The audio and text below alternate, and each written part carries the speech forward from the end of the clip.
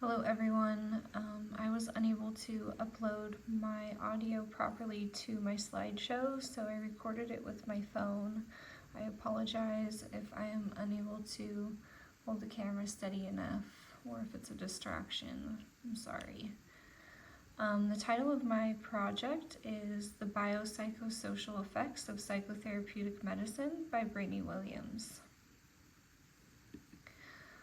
The drug that I chose to research and talk about is esketamine, aka Spravato, and their motto is A New Hope for Treatment-Resistant Depression.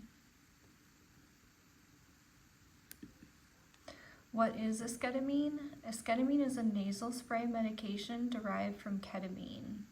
It's classified as an NMDA receptor antagonist, unlike traditional antidepressants. It was FDA approved in 2019 for treatment-resistant depression. Why is this important? Because it offers rapid antidepressant effects within hours to days compared to weeks, like normal SSRIs. It also represents a major breakthrough in psychiatric medicine. An overview of the study, the Imperial article that I chose is titled Esketamine Nasal Spray for Treatment-Resistant Depression, and it's a randomized double-blind placebo-controlled phase 3 study, and it was published in 2019. The main research question, can esketamine combine with a traditional oral antidepressant reduce depressive symptoms more effectively than a placebo plus antidepressant? The design was randomized, double-blind, multi-center, and clinical trial. The participants were a total of 223 adults, ages from 18 to 64, with the condition of being diagnosed with major depressive disorder and an inadequate response to less than 2 prior antidepressants. The gender ratio was 65% female and 35% male, and the setting was 39 outpatient research sites across multiple countries.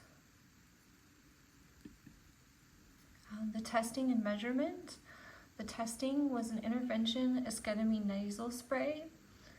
It was 20 milligrams, 56 milligrams, or 84 milligrams administered twice weekly, along with an oral antidepressant that the patient was normally taking.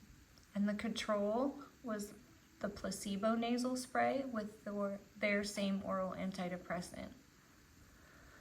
The measurement was the Montgomery-Åsberg Depression Rating, the Montgomery-Åsberg Depression Rating Scale, or MADRS, to measure symptom severity. Also, observations of side effects, disassociation, and establishing a safety profile. The results, there was a significant reduction in depression scores within the first 24 hours of dosing, with a greater overall improvement than the placebo plus the antidepressant after 4 weeks. However, the side effects were temporary dizziness, disassociation, nausea, and an unpleasant taste, however mild to moderate and short-lived. In conclusion, esketamine and antidepressant together provided clinically meaningful rapid relief for treatment-resistant depression. The biopsychosocial framework, biological, it acts on NMDA receptors, increasing glutamate and synaptic plasticity, helping the brain rewire depressive pathways. Psychologically, rapid symptoms relief improves motivation, mood, and cognitive flexibility. Socially, it restores daily functioning, relationships, and a sense of hope. It also raises ethical and accessibility questions due to the cost and the Schedule III classification of ketamine. Overall, in my personal reflection, I found this study fascinating because it shows how science and compassion can come together. The speed in which patients found relief made me think about how much suffering traditional medication sometimes fails to address, because the patients saw significant improvement within 24 hours. It also reminded me that healing isn't just about chemistry, it's about restoring hope, dignity, and quality of life for people who have felt forgotten by traditional psychiatry. I'm curious to see how long-term research will shape future treatments and accessibility. These are the references for my empirical article and some other research that I did as well. I hope you enjoyed my presentation. Thank you for your time.